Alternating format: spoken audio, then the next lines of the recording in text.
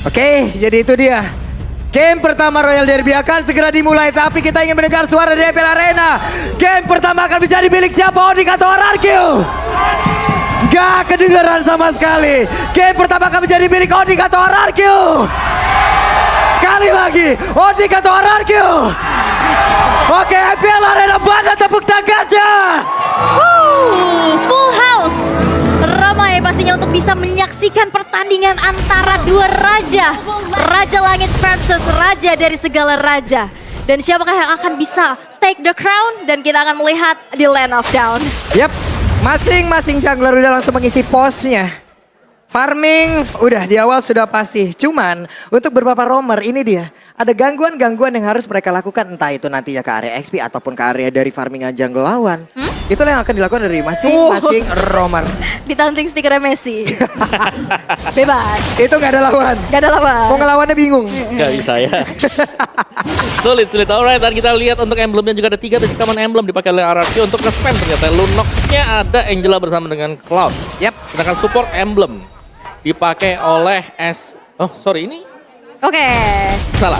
Terima kasih. Terima kasih, tapi Saya makanya bingung. ditabrak. Wah, langsung ditabrak di Versik.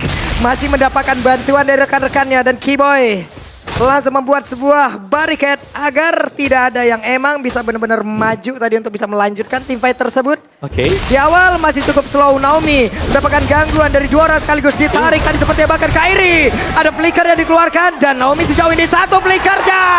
Udah langsung tapi Keyboy first blood menjadi milik dari RRQ. Yap, dan teori ancaman ya dari Keyboy. Ngasih pressure ternyata bisa dibalikin dengan Iron Hook yang tepat waktu. Walaupun memang ada flicker, tapi dengan HP yang gak terlalu banyak, Clay berhasil untuk bisa mendapatkan first blood untuk RRQ. Meanwhile di bottom lane, Skylar benar-benar di-press terus-menerus. Wah, Chrono Dash-nya, Synchro Vision-nya. Udah sakit parah loh ini. Udah sakit parah, tapi barusan Iron Hook-nya nggak kena ke arah dari cewek. Yap, dan balik lagi ya. Match up dari bot lane-nya, Skylar benar-benar lumayan ke-pressure dengan poking-poking yang selalu dilakukan oleh cewek. Dan setup ternyata di area turtle udah dilakukan oleh Onyx. Yap, sementara itu sekarang Turtle menjadi milik dari Nok. Objektif yang begitu baik itulah yang selalu ditampilkan oleh Onyx. Itu sendiri, tapi barusan Thailand Race. Clay berusaha untuk kabur, mereka berusaha untuk bisa mendapatkan hari, tapi ternyata malah mereka yang langsung hilang karena Keyboy on time banget. Yap, dan ini dia Silence Prediction 4-2 untuk Onyx. Tapi ini adalah prediksi dengan early yang sekarang juga udah dipegang nih sama Onyx. Mereka dapetin poin pick of balasan juga dengan objektif turtle yang bisa didapatkan. Setidaknya ini menjadi sebuah keunggulan yang bisa dimanfaatkan. Nah, oke, ini dia untuk emblemnya. Di mana akhirnya kita melihat ada 2 assassin emblem yang dipakai oleh Beatrix dan juga bersama dengan Bane. Jadi ngincer untuk area team fight dan apalagi ada Fatal yang dipakai oleh Bane di sini. Jadi lebih besar mungkin damage dari Versik. Berarti kalau kita melihat sini dia butuh item defense. Wah, Versik tertinggal sendirian. Tidak ada bala bantuan. Versik hanya menjadi cumi-cumi yang memang benar-benar dikeroyok di area tersebut. Karena jalan sendiri tanpa mengetahui gitu di depannya ada siapa. Yap. Dan yang kedua ya, Bane mungkin badannya besar, tapi defense-nya dia tidak sebesar dari Betul. penampilan dia.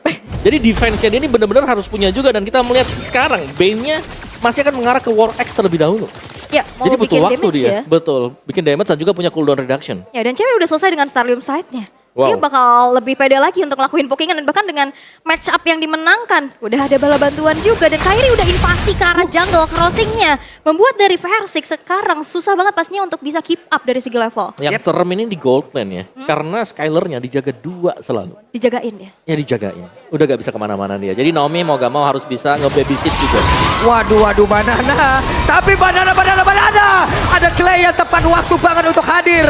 Dan juga membuat Banana selamat dari tersebut. Cuman sekarang informasi RRQ untuk mengetahui pergerakan dari Keyboy ini loh. Rumput mana yang akan dihampirin oleh Keyboy itu menjadi sebuah misteri. Karena dari tadi Keyboy nikmat banget.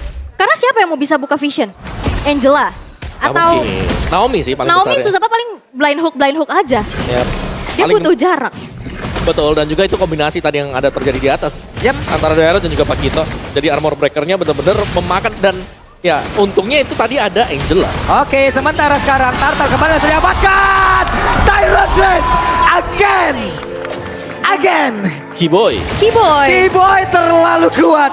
Keyboy terlalu kuat. Keyboy kayaknya Kufra ya, ini luar biasa loh. Dan bahkan sigap banget Drian buka Cold Altar di saat ada Bennett Scratch yang dihujani. Tapi dengan Iron Hook. Oke, masih bisa digagalkan. Coba lihat. Ada satu tadi Revenge dan juga Punching Ball tadi Gunato bisa menyelamatkan diri. Tapi Kairi langsung adekan untuk Gunato bisa menghantarkan damage. Menggagalkan apapun yang direncanakan oleh RRQ. Tapi cewek hadir kembali zaman bola dari bawah. Tapi Skylar terkurung di tengah-tengah pemain yang dimiliki oleh Onyx. Lejaplah sudah. Dua player tim bagian bawah hilang. Shadow Stampede ketarik 2 orang dan menjebak di zaman Force. Itu mainnya masih ada outer turret di arah bawah loh. Yes, dan juga damage dari Hari di early game dengan adanya Starlium, ada true damage juga dan sangat cepat sekali. Belum lagi efek slow dari Zaman Force plus ada Synchro Vision tadi. Wap, itu dia. Tapi Boots sendirian aja. Boots akan kembali bisa bertahan. Tapi Boots yang mencoba untuk bisa mendapatkan 1 orang. Dan Clay masih berusaha kabur. Dan Clay sekarang harus pulang terlebih dahulu. 3 versus 1 lah ya. Dan Iya. akhirnya Boots memang harus terpunish. Tapi outer turret di arah midnya juga udah mulai kecicil. Dan ini harus diperhatikan agar nantinya vision dari Keyboy untuk bisa mengamankan rumputan udah nggak semakin semena-mena lagi. Yap. Dan ya kita tahu Quantum Charge yang dimiliki oleh Boots juga tadi itu menjaga asa dia untuk bisa lebih sustain sembari menunggu pasif dia kembali ke isi.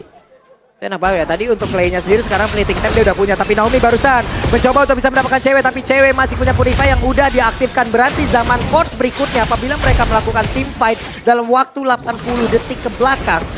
Ini cewek harus berhati-hati loh. Dan ini banananya juga dipegangin terus loh. Yang biasanya kita tahu Uranus nih bergerak ke depan untuk nge-cut.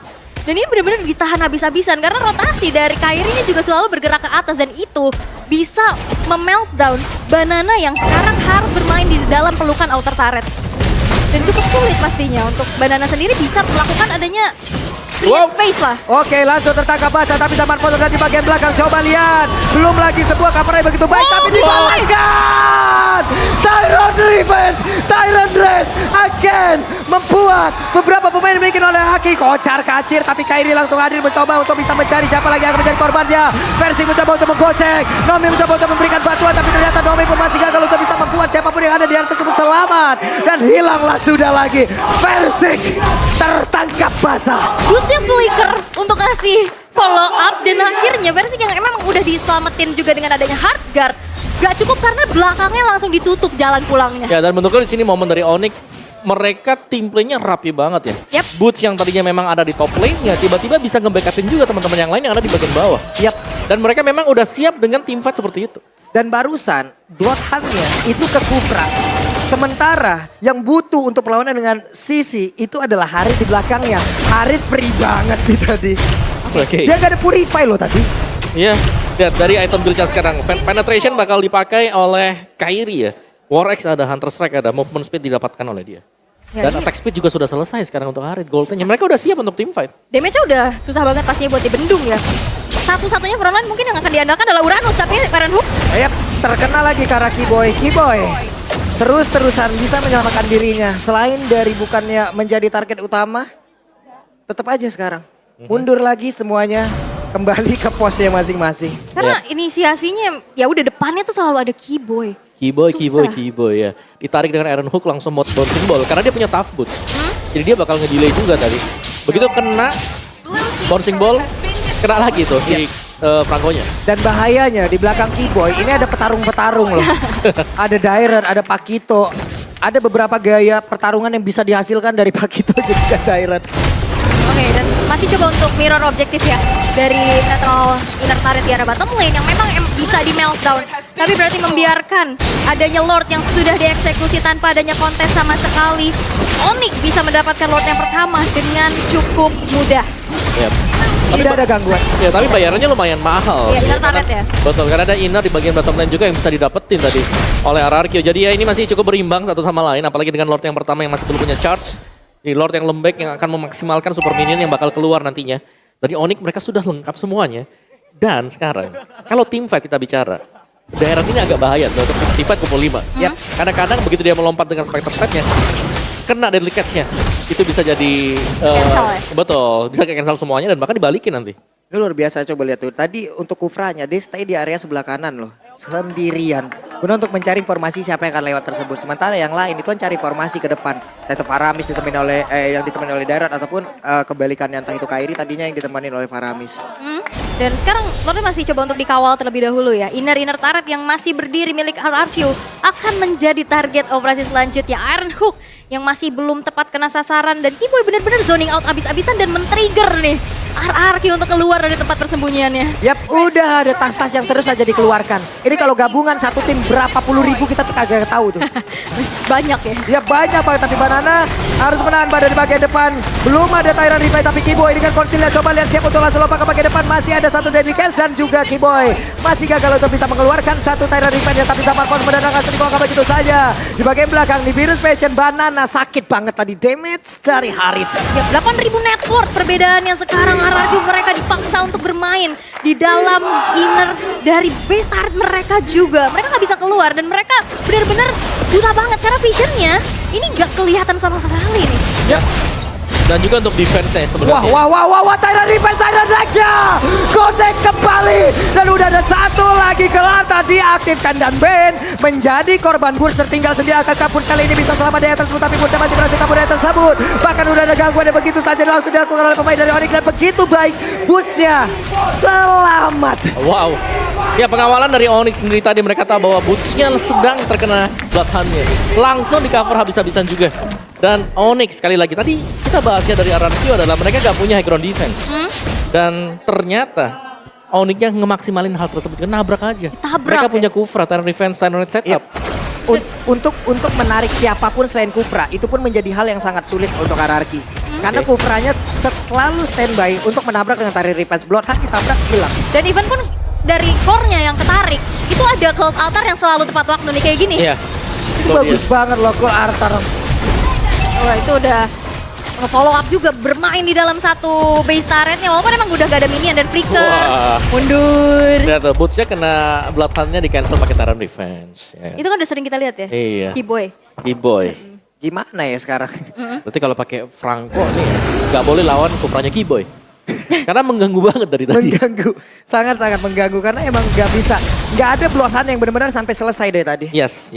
Paling 2 kali gigit udah. Kepotong ya Langsung durasinya ketepotong lagi. Tapi sekarang Lordnya tidak akan ada gangguan yang dilakukan oleh pemain dari Aki karena sangat-sangat beresiko sekali. Mereka ketinggalan dari sisi Nerva begitu banyak. Ya, dan follow up damage nantinya akan diandalkan dari Versik dan juga Skylar. Dan apalagi dalam keadaan yang behind, ini cukup sulit untuk bisa delivering damage. Apalagi di depannya, ini sudah ada dari Kiboy, bahkan Boots juga yang bisa ngasih counter initiate. Dan balik lagi, follow up dan cover up dari Cloud Altarnya Drian selalu tepat waktu. Iya. Dan itu yang membuat dari Onyx menjadi satu tim yang menakutkan. Karena sekali mereka komit, mereka bakal lakukan berbarengan. Gak ada yang ragu sama sekali untuk mundur ke belakang semisal. Tapi mereka bakal komit dan mereka selalu akhirnya eksekusi mereka terlihat sempurna.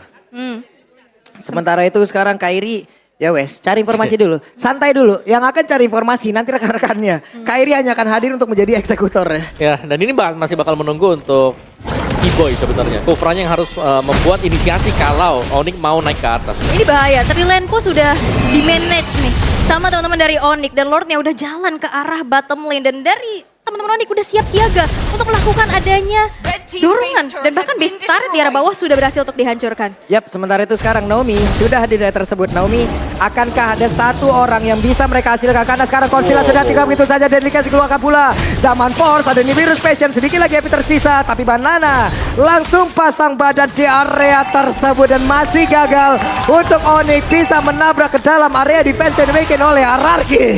RRQ, mereka masih bisa bertahan. Apalagi kita tahu ya, Deadly Cast juga cukup bisa menjadi high ground defender yang kuat ya. Betul. Ada Nibiru's Passion juga tadi. Iya, jadi bisa mudah lah untuk melakukan clearing dan hanya merelakan base turret di arah bawah aja. Tapi aku salvo kamu tahan Kairi cepet banget ya. Iya. Tadi. Nah ini sesuai kalau kita punya Pakito misalnya dengan Daerot gitu loh. Untuk naik ke atas wajib untuk nunggu setapan dari teman-teman yang lain dulu. Yap. Wah, Ila itu langsung ketemu aja tuh antara Banana dan juga tapi Tyrant Asia Connect again. Di mana pertempuran kembali terjadi hal tersebut dan hancurlah sudah satu base di area tengah. Mereka mencoba untuk bisa langsung menghancurkan pergerakan yang dimiliki oleh RRQ karena satu orang di bagian belakang. Naomi untuk kali ini RRQ dipaksa untuk berhenti walaupun RRQ ingin berjuang sekali lagi dan game pertama milik Onyx. Raja Langit masih terlalu tinggi untuk diturunkan dari tahtanya.